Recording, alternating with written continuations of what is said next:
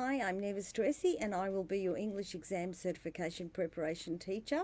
We have just the right amount of time to learn all there is to know about the exam essentials. This class will mainly involve practicing with past papers, reviewing listening techniques and concentrating heavily on the writing part of the written paper as well as the speaking exam. In the face-to-face class, we will divide the time between clarifying steps and reviewing other steps at the start of the class. We will form into groups for the live speaking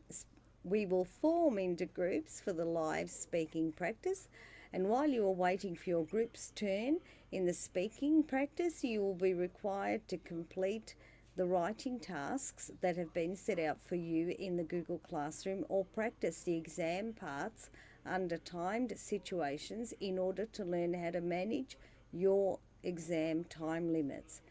Plus, you will prepare the language needed for the speaking parts of the exam. Some will be done in groups, other activities will be done on your own. However, all activities will be constantly checked and reviewed.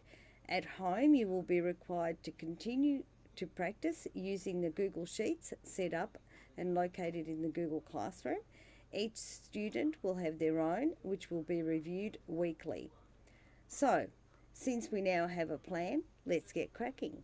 Good luck everyone, and see you soon.